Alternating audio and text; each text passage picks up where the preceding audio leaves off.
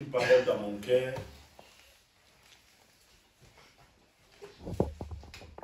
Faire de Dieu tes délices, il te donnera ce que ton cœur désire. Amen. Et Dieu avait libéré cette parole afin que cette parole soit enseignée dans l'Église.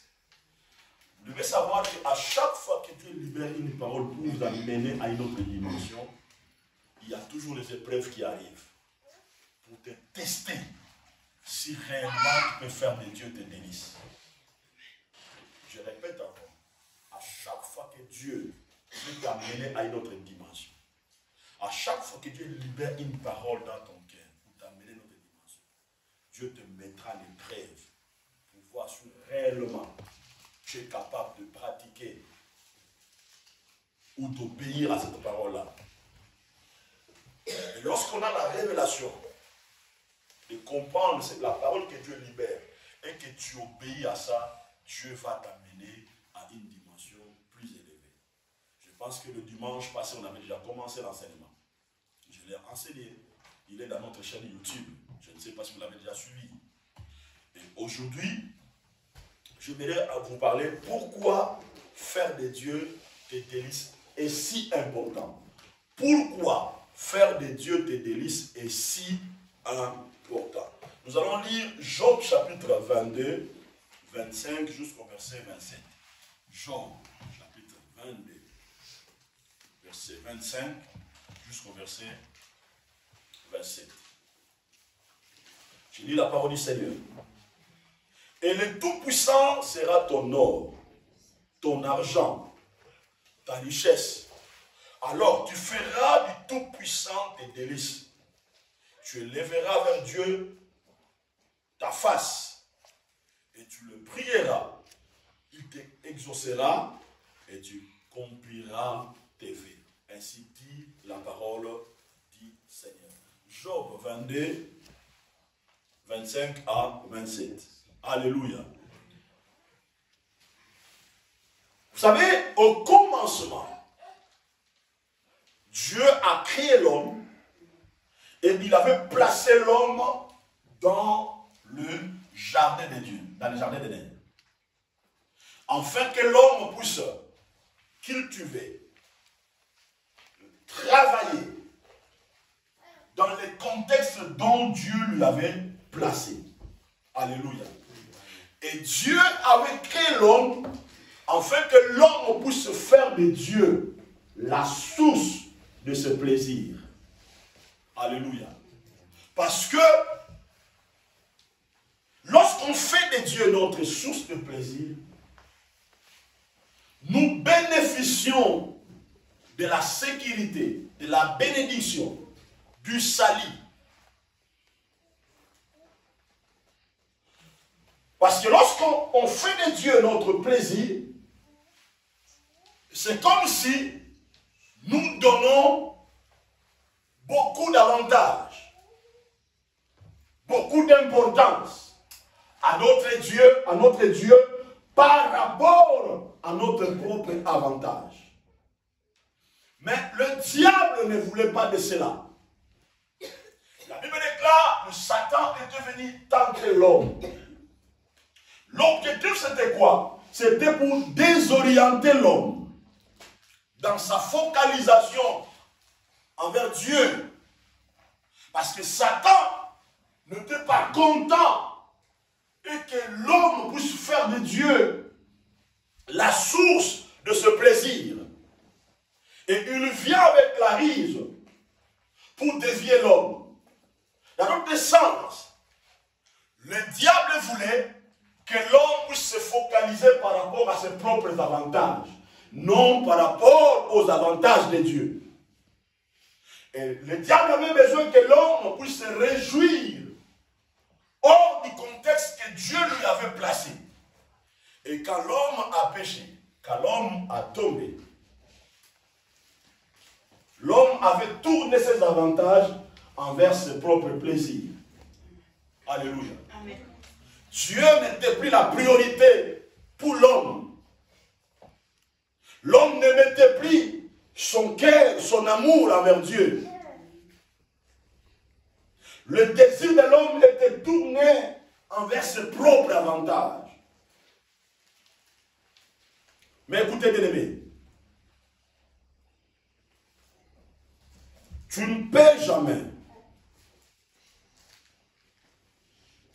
atteindre le plaisir ou le bonheur total sans Dieu. Alléluia. Tu ne peux jamais obtenir la victoire dans la dimension spirituelle sans Dieu. Tu ne peux jamais aller plus loin sans Dieu. Donc notre première ambition ou notre but doit être de faire de Dieu notre délice. Parce que ton salut et ta délivrance est fondée lorsque tu arrives à faire de Dieu la source de ton bonheur ou de tes propres, de tes plaisirs. Alléluia. Regardez ce que Job dit. Il dit, le Tout-Puissant sera ton or, ton argent et ta richesse. Écoutez, Job était un homme riche. Job était un homme béni dans tout l'Orient. Il était un homme prospère dans le domaine des affaires et dans le domaine physique.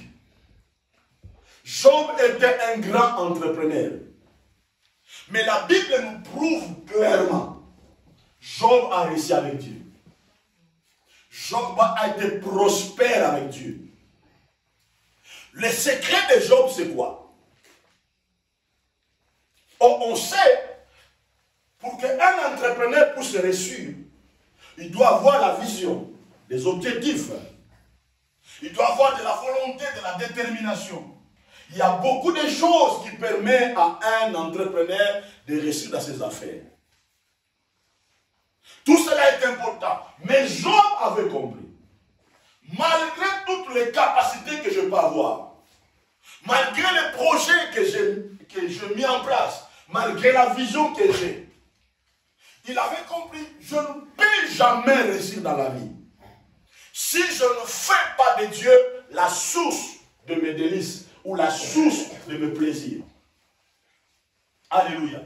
Regardez la vie de Job, la Bible déclare. Le royaume des ténèbres était jaloux de la prospérité, de la réussite de Job. Et un jour, Dieu, par sa souveraineté, il a permis que le diable touche toutes les affaires de Job. Tout a été touché. Alléluia. C'est là pour montrer que, bien aimé, tout ce que nous pouvons gagner, le succès, la réussite, l'argent, tout ce que nous pouvons voir, le diable peut les toucher. Amen. Le diable peut les toucher. Le diable peut toucher ça. Mais regardez, lorsque tout de Job a été touché, la Bible dit ceci, Job avait continué à faire de Dieu la source de ses délices. Job avait continué à faire de Dieu la source de ses délices. On voit le monsieur, il n'a pas trahi Dieu. On voit le monsieur, il n'a pas abandonné Dieu. On voit le monsieur, il était attaché. Il a gardé sa vision pour Dieu. Il a trouvé Dieu la source de son bonheur, la source de ce plaisir. Regardez, il nous dit ici, le Tout-Puissant sera ton nom. Le Tout-Puissant sera ton nom. Il parle de l'or réel. Il parle de l'or réel. On sait aujourd'hui, beaucoup de gouvernements dans le monde, dans leurs banques, ils stockent de l'or comme réserve au cas où il y a la crise. cette or-là, des lingots d'or-là, peut leur servir comme les stabilités pour essayer de sauver leur économie. Maintenant, la Bible dit ceci, Job a dit, Dieu sera ton or. Alléluia. Or, l'or dans la dimension spirituelle veut dire la divinité. Cela veut dire, Dieu sera pour toi la divinité. Amen. Dieu sera pour toi sa toute divinité en toi. Il sera ton or. Alléluia. Dieu. Or, la Bible déclare, l'or et l'argent appartiennent à Dieu. C'est pour cela, lorsque nous écoutons la parole, lorsque nous lisons la Bible, il faut que nous la lisons avec une révélation. Il faut parfois que nous retournons dans l'esprit, dans ce contexte-là que Dieu parle à Job, pour essayer de comprendre la puissance de cette parole. Pourquoi? Parce que la Bible dit ceci, Dieu ne change pas. Il est le même hier, aujourd'hui et éternellement. Alléluia. La Bible déclare, l'Éternel sera ton or. Cette parole est réelle. Cette parole est vivante. Cette parole n'est pas placée seulement pour les contextes du passé. Il est réel pour notre temps aussi. Il dit, l'Éternel sera ton or. Cela veut dire, même au moment de la crise, même au moment des difficultés, l'Éternel Dieu sera ton or. Cela veut dire qu'il sera le pourvoyeur. Il sera tout pour toi. Il sera ton or, ton argent et ta richesse. Alléluia. Trois choses. Dieu sera ton or. Il sera ton argent et il sera ta richesse. Mais Dieu, il est celui qui donne l'or. Il est celui qui donne l'argent. Il est celui qui donne la richesse. C'est Dieu qui donne ça. Mais regardez verset 26. La Bible dit, alors tu feras du Tout-Puissant tes délices. Alors tu feras du Tout-Puissant. Cela veut dire le Dieu qui est au-dessus de tout. Le Dieu qui est capable de tout. Le Dieu qui détient toute puissance. La Bible déclare, tu feras de lui tes délices. Tu feras de lui la source de tes plaisirs. Pourquoi? Parce que c'est lui qui donne l'or, c'est lui qui donne l'argent et c'est lui qui donne la richesse. Alléluia. Et lorsqu'on arrive à comprendre ça, bien-aimé, nos priorités changent. Notre manière de servir Dieu change. Notre manière d'approcher Dieu change. Écoutez, quand tu fais de Dieu te plaisir, la source de tes bonheur, et que Dieu devient réellement ça dans ta vie, tu peux traverser des moments de déception, des moments de difficulté, des moments. Mais lorsque tu fais de Dieu la source de ton bonheur, de ton plaisir, écoutez, Dieu comblera ton cœur. Tu seras dans la paix. Tu vivras dans la joie. Le pleurs, le larmes peut couler. Tu peux pleurer, mais en voyant Dieu comme la source de ton bonheur, comme la source de tes solutions. Je peux avoir faim. Je dis que je faim, je manque. Mais je vois que Dieu est tout pour moi. Il est capable pour moi. Il est mon avenir. Il est capable de changer les choses autour de moi. Alléluia. Et lorsque tu fonctionnes dans telle vision, bien-aimé, tu verras que Dieu te bénira. Dieu changera ta vie. Dieu, il est celui qui nous donne les choses. Il ne nous donne pas les choses du coup comme ça. Dieu nous bénit par processus. Il nous bénit. par processus.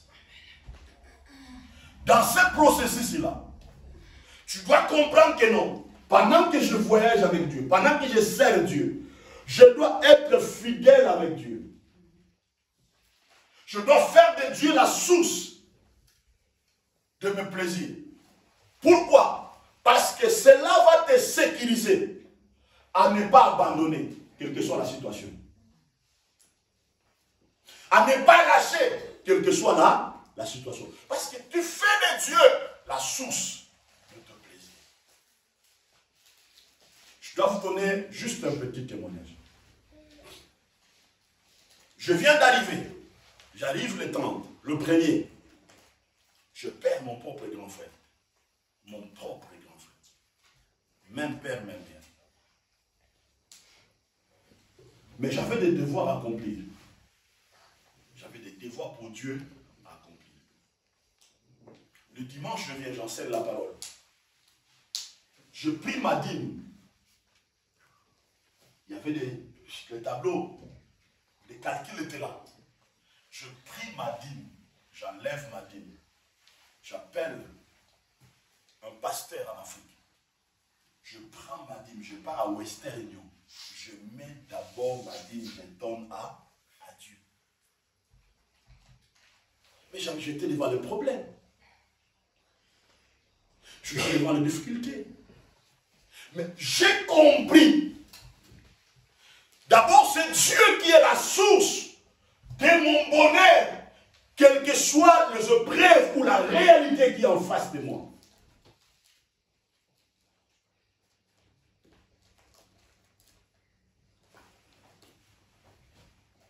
J'ai parlé avec un prophète à Kinshasa. Ils ont dit, pasteur, ce que tu as fait quand tu étais ici, ça nous a poussé de commencer à prier pour toi. On a engagé toute une équipe de prier pour toi. J'étais à Kinshasa. J'arrive dans le bureau de mon père. Papa qui est là. Je saluais les gens. Il y a une équipe qui est venue me voir. Elle dit, pasteur, tous les jours on prie pour toi. Nous sommes les intercesseurs pour toi. Frère, si tu marches avec Dieu et que tu fais de Dieu la source de ton bonheur, demain ou après-demain, Dieu va te donner. Dieu va te donner. Le problème, c'est quoi? Nous voulons les choses qui frappent les yeux. Nous cherchons nos propres avantages. Nous ne cherchons pas les avantages de Dieu. Et lorsqu'on regarde tout ça, cela amène certains blocages dans notre vie. Parce que Dieu veut que nous puissions vivre la plénitude de ses bénédictions. Mais Dieu dit, si nous voulons vivre la plénitude de ses bénédictions, nous devons approfondir notre désir pour lui. Approfondir notre désir pour lui. Dieu veut nous donner tout ce que nous voulons. Dieu veut que nous puissions vivre l'expérience de sa puissance. Dieu nous a donné toutes choses en Jésus-Christ. Nous avons toute bénédiction en Jésus-Christ. Dieu nous a donné tout ça. Mais Dieu, par sa grâce, il nous révèle un grand secret pour que nous puissions obtenir tout ce que Jésus nous a donné sur la croix. Tout ce que Dieu a mis à notre disposition. Le secret, c'est quoi? C'est simple. Faire de Dieu tes délices. Dieu te donnera ce que ton cœur désire. Quand tu fais de Dieu la source de tes délices, la source de ton bonheur, la Bible déclare, c'est lui-même qui va te les donner. Pourquoi? Pourquoi Dieu va te donner? La Bible dit ceci. Nous sommes assis avec Jésus-Christ dans les lieux célestes. Amen. Et nous sommes bénis avec Christ par toutes sortes de bénédictions dans la dimension spirituelle. Et lorsqu'on fait de Dieu la source de notre bonheur, Jésus est assis où? Dans le trône, dans les lieux célestes. Et quand tu fais de lui la source de ton bonheur, qu'est-ce qu'il doit faire? Il va prendre seulement sa main et il va te le donner. Alléluia. Dieu, il va te le donner.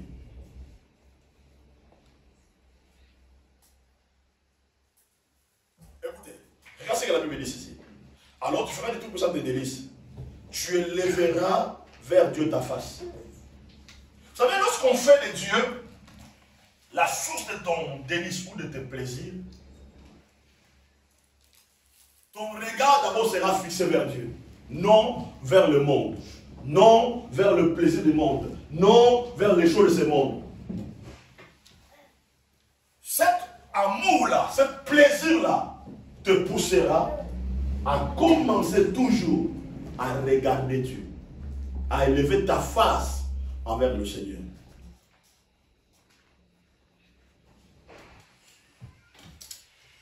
Ta source de bonheur sera premièrement Dieu.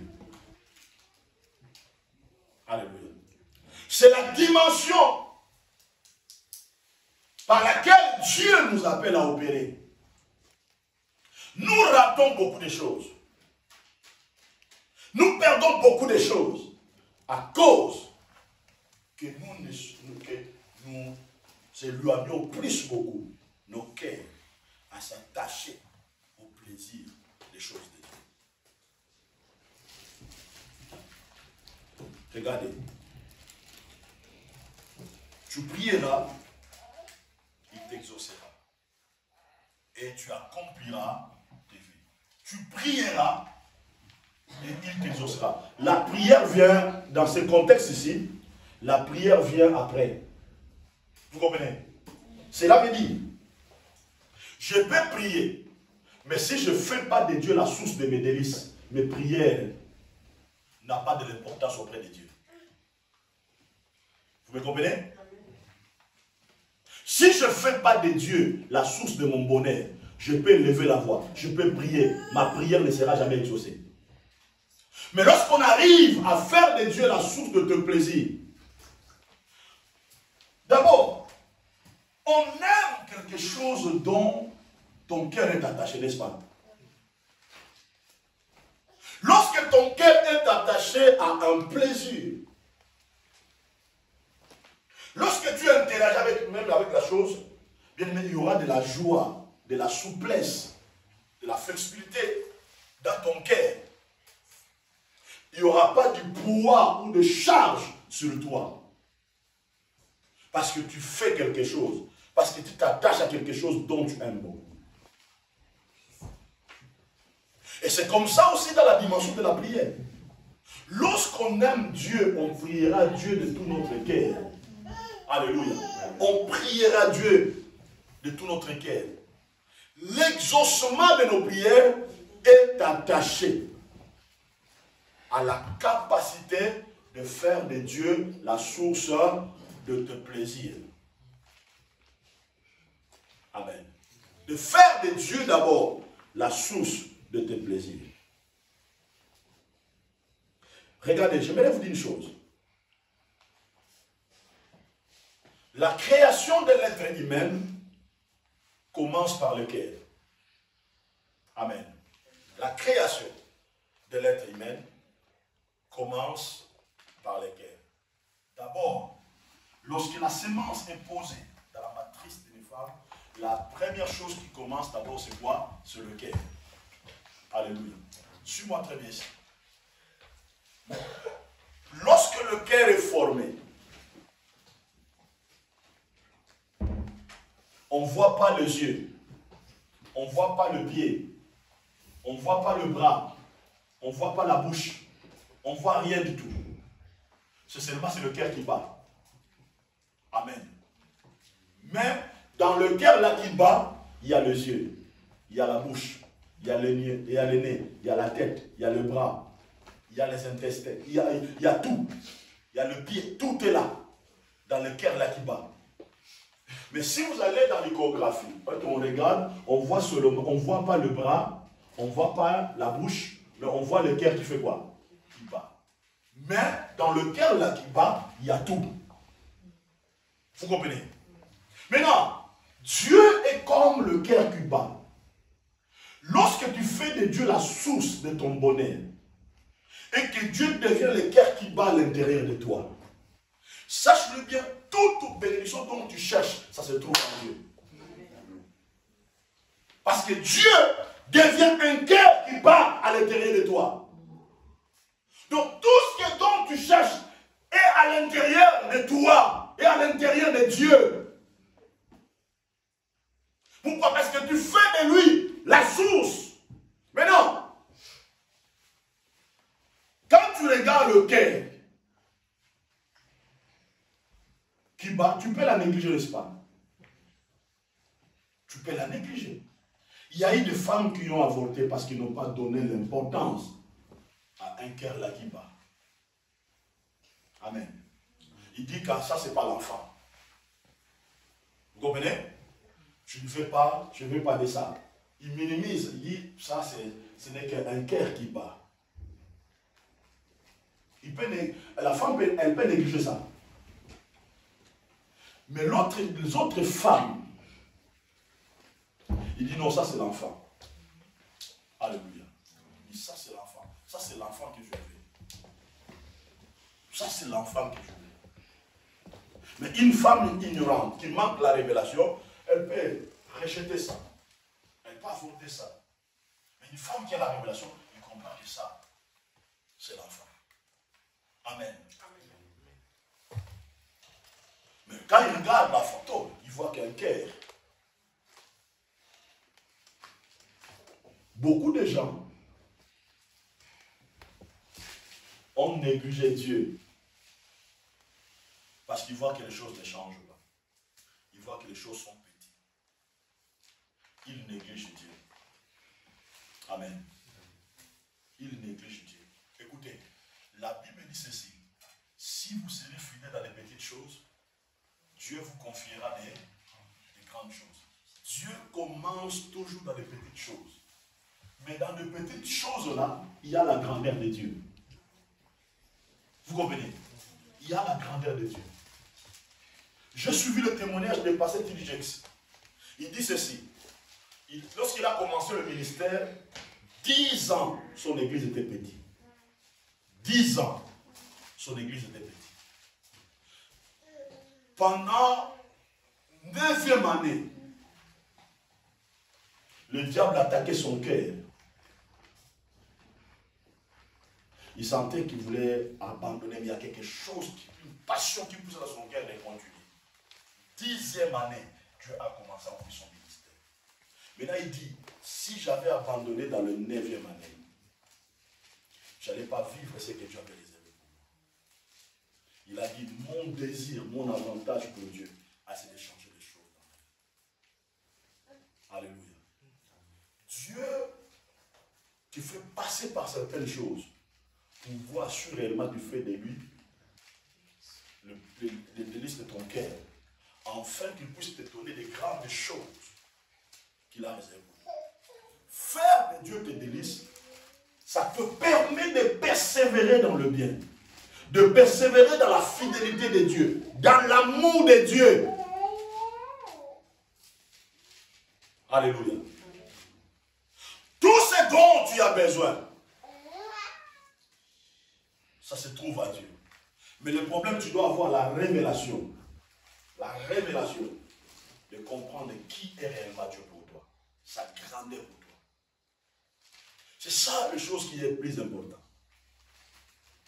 Bien aimé, quand tu arrives à faire de Dieu tes délices, le plaisir de ta vie, aucun démon n'aura le pouvoir d'avoir l'accès dans ta vie. Aucun démon. Le Saint-Esprit sera toujours omniprésent dans ta vie pour essayer de t'aider à s'en sortir devant chaque situation. Jean chapitre 3, verset 2. 1 Jean, pardon. 1 Jean 3, 22. 1 Jean 3, 22. 1 Jean 3, 22. Je lis la parole du Seigneur. Quoi que ce soit que nous demandions, nous les recevons de lui. Parce que nous gardons ses commandements. Et que nous faisons ce qui lui est agréable. Amen. Quoi que ce soit que nous demandions, nous recevons de lui parce que nous gardons ses commandements et que nous faisons ce qui lui est agréable. Alléluia. La Bible dit ceci. Quoi que ce soit que nous demandons, cela veut dire qu'il n'y a pas de limite. Vous comprenez? Il n'y a pas de limite. Tout ce que nous pouvons demander à Dieu, tout ce que nous pouvons demander à Dieu, nous les recevions de lui. Alléluia. C'est-à-dire, tout est en Dieu. Tout est en Dieu. Il y a quelqu'un qui a dit, Dieu, il est celui qui écoute nos prières. Il y a certaines choses que nous demandons à Dieu. Même si tu ne les as pas reçues maintenant, sache-le bien que Dieu est en train de les stocker pour toi. Au ciel. Il est en train de les garder pour toi. Au temps opportun, Dieu va te les donner. Ça veut dire, nous recevons de Dieu tout ce dont nous avons besoin.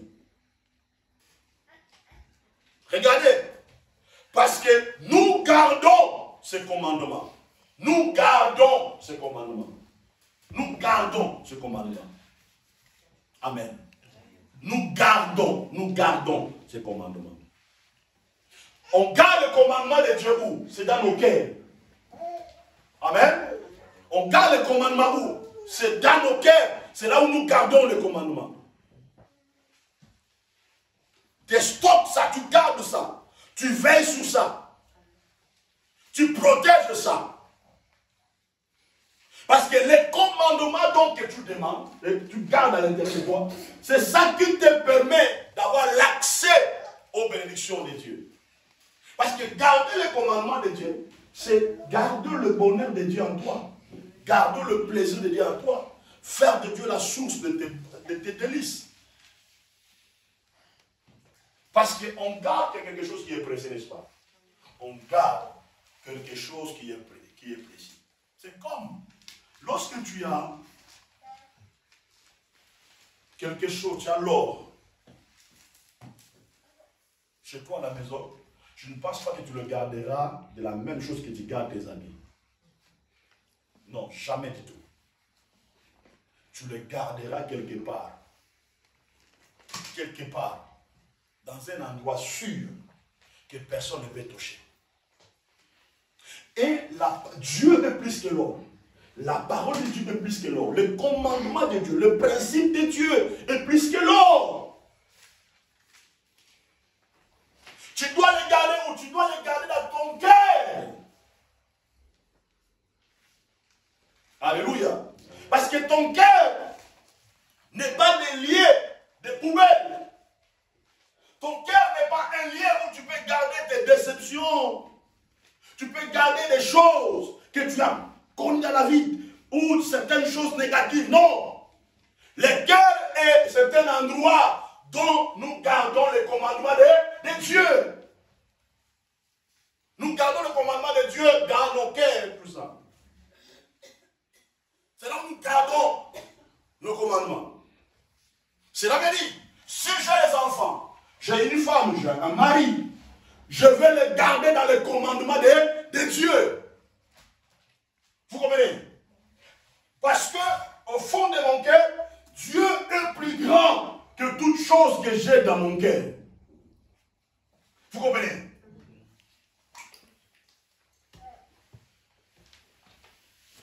Donc, quand je garde Dieu dans mon cœur, l'amour de Dieu sera plus grand dans mon cœur.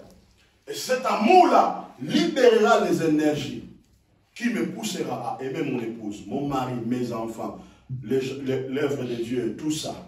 Pourquoi? Parce que le commandement de Dieu, je le garde au fond de mon cœur. Alléluia. C'est pour cela, quand on garde le commandement de Dieu dans ton cœur, tu ne garderas pas la colère dans ton cœur. Tu ne garderas pas la haine dans ton cœur. Tu ne garderas pas tout ce que le monde peut te faire dans ton cœur. Mais qu'est-ce que tu vas faire? Tu vas garder que les commandements de Dieu. Amen. Tu Tu ne garderas pas les souvenirs que tu as comme dans le passé. Non, non, non. Tu garderas d'abord le commandement de Dieu. Parce que tout ce dont tu as besoin se trouve dans la parole de l'Éternel. Amen. Tout ce dont tu as besoin se trouve dans la parole de Dieu. Et la Bible déclare que nous faisons ce qui lui est agréable. Lorsqu'on fait de Dieu tes délices, la nature de Dieu va développer ton corps physique et ton corps spirituel.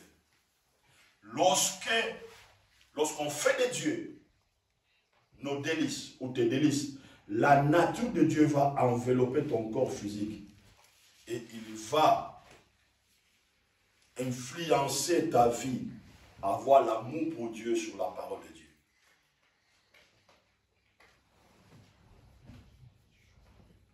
Et cela va vous permettre d'avoir la capacité d'entrer en contact permanent avec Dieu. Job 27, verset 10. Job 27, verset 10. La Bible dit ceci. Fait-il du Tout-Puissant tes délices? Adresse-t-il en tout temps ses prières à Dieu? C'est Job toujours qui parle. Il dit, fait-il du Tout-Puissant tes délices? Il est en train de poser la question. Est-ce que tu fais de l'Éternel tes délices? Tu dresses-t-il au Tout-Puissant tes prières? Alléluia. Regardez, la Bible dit ceci dans le, je passe Job, entre 41 et 42 comme ça. Job dit, je reconnais que l'Éternel peut tout et rien s'oppose à ses pensées. Et la Bible déclare, Dieu avait béni Job, Dieu avait élevé Job dans la richesse, dans la prospérité. Et Dieu lui avait donné tout ce qu'il avait perdu. Dieu lui a donné ça au centuple. Bien aimé, Dieu est capable de le faire. Dieu est capable de le faire. Mais le problème c'est quoi? Est-ce que nous faisons de Dieu la source de notre délice? Je suis entré dans une saison ou dans la dimension où, par rapport aux choses que Dieu va faire demain pour moi, je me suis décidé encore. Oui, je faisais de Dieu la source de mes délices. Maintenant, je mets encore approfondir ça dans mon cœur. Que Dieu soit encore la source de mon bonheur. Alléluia. Que Dieu soit encore la source de mon bonheur. Parce que le plaisir pour Dieu crée en nous un point de connexion dans la dimension spirituelle lorsque nous prions. Le plaisir pour Dieu crée en nous un point de connexion dans la dimension spirituelle lorsque nous prions. Pourquoi? Parce que quand tu fais de Dieu la source de tes délices, Dieu voit en toi ce plaisir. Amen. Et toi, tu vois en Dieu ce plaisir. Cela veut dire qu'il y a point de connexion. Maintenant, quand tu pries, le ciel est ouvert pour toi. Quand tu pries, le ciel est ouvert pour toi. Parce qu'il y a un point de connexion entre toi et Dieu. Parce que tu as fait de Dieu. Même le monde spirituel voit, quand il vient t'attaquer, il voit qu'il y a un point de connexion. Ça veut dire qu'il voit le bonheur de Dieu en toi. Et le bonheur de ta vie en Dieu. Et rien ne peut t'arrêter. Rien du tout. Rien du tout. Amen. Rien du tout. Une fois, je me suis posé la question. J'étais à Kinshasa. Je me suis posé la question. Mais Dieu est tout puissant, n'est-ce pas? L'or et l'argent lui appartiennent. La richesse nous appartient. J'ai dit, mais pourquoi Dieu, dans la Bible, nous demande de donner les dîmes? Il nous dit, donner les dîmes de 10%. Je me suis posé la question à moi-même. Je me suis posé la question à moi-même. J'étais parti prêcher quelque part. On m'a béni. J'ai pu enlever ma dîme. Maintenant, quand j'ai enlevé ma dîme, c'est là où j'ai commencé à poser la question. Frère, ma soeur, Dieu ne le fait pas parce que Dieu manque. Dieu le fait pour notre bénédiction. Dieu le fait parce qu'il connaît les effets qui cachent derrière. Les effets puissants qui cachent derrière. Dieu le sait. Mais le problème, nous, parfois, nous sommes ignorants de certaines choses. Et lorsque nous posons certains actes dans la dimension spirituelle et que tu fais de Dieu la source de tes bonheurs, et mais Dieu peut t'amener, Dieu peut faire des choses extraordinaires dans ta vie. Il y a certaines choses, je vous avais dit, il y a certaines choses, tu ne peux pas les obtenir par la prière, mais tu peux les obtenir par notre principe. Il y a certaines choses, tu peux les obtenir par le jeûne, mais il y a certaines choses, tu peux les obtenir par notre principe. Mais les problèmes, parfois, nous ne comprenons pas. Parfois, nous ne comprenons pas. Amen.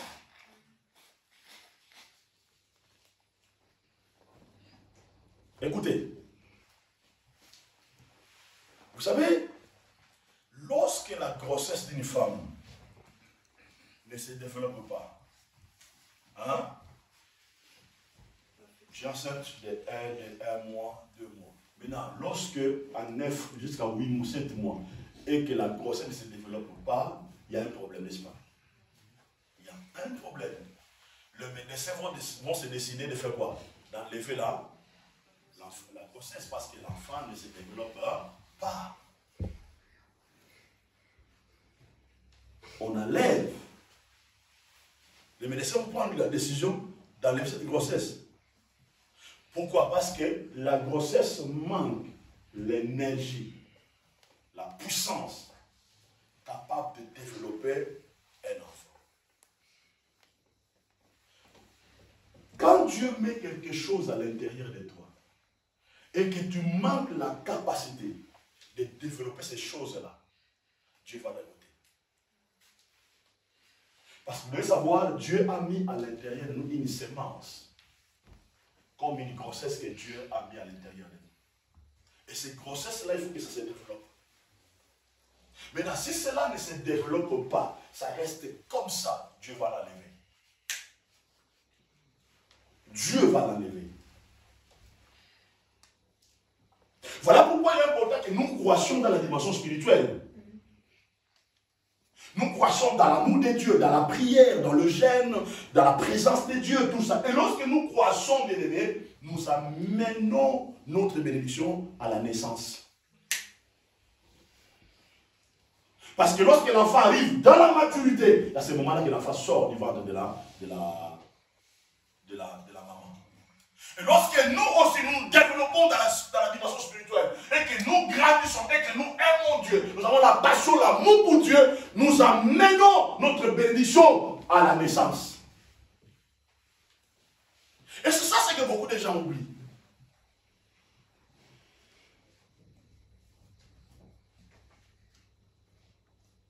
Le désir qui est dans le cœur est comme de la sémence.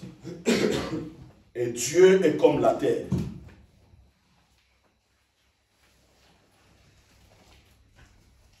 Si vous ne semez pas la sémence sur la terre, votre sémence va disparaître.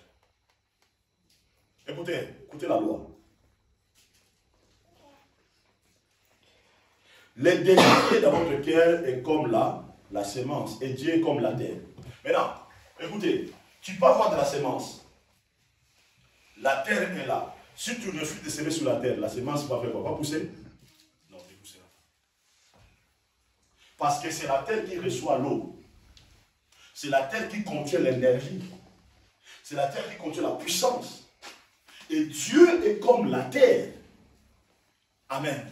Dieu est comme la terre. Il détient toute puissance pour faire croître quelque chose, pour développer quelque chose. Et nous avons la sémence. Maintenant, lorsque tu refuses de mettre ta sémence à Dieu, sache que tu vas disparaître. Voilà pourquoi la Bible dit ceci, produisez le fruit.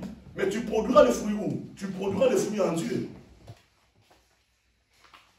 Lorsque tu trouves Dieu comme la terre et et que tu prends ta vie, qui est la sémence, tu plonges ça en Dieu, la puissance qui est en Dieu va faire germer les choses dans ta vie. Va faire germer le miracle dans ta vie. Va faire germer les bénédictions dans ta vie. Souvent nous sommes disqualifiés parce que nous ne cherchons pas à mettre la sémence sur la terre.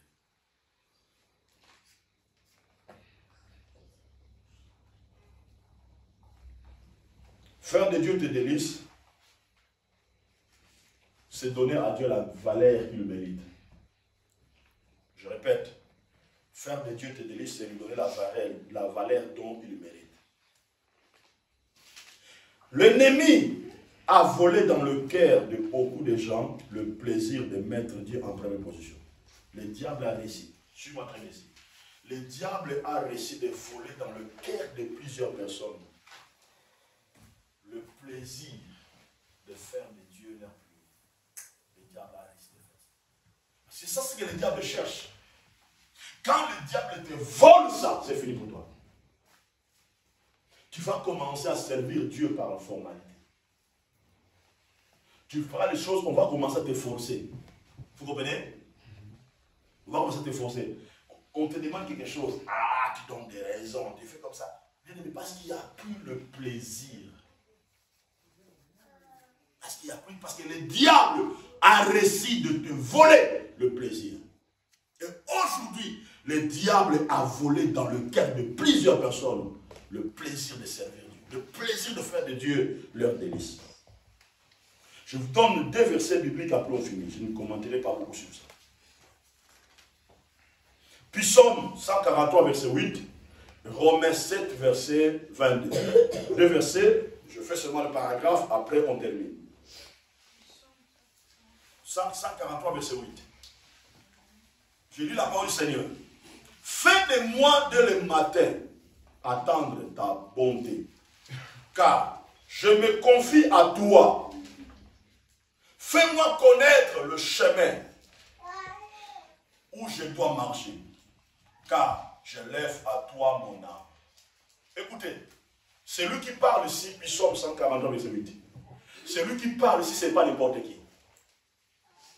C'est le roi David. Le roi David était un roi politique et un roi spirituel. Amen. Il était comme nos présidents d'aujourd'hui, qui dirigent des nations.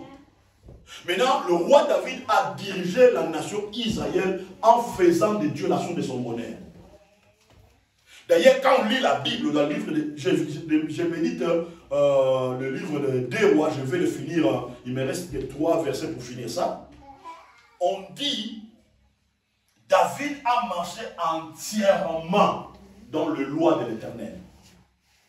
Et on dit, si Joas avait réussi, parce que Joas a marché dans le chemin dont David a marché avec Dieu. Mais les autres rois ont échoué parce qu'ils n'ont pas marché dans la voie de David. Maintenant, ici c'est David qui parle. C'est le roi puissant qui a réussi avec Dieu. Il nous révèle quelque chose de très important. Il dit, fais dès le matin attendre ta bonté, car je me confie à toi.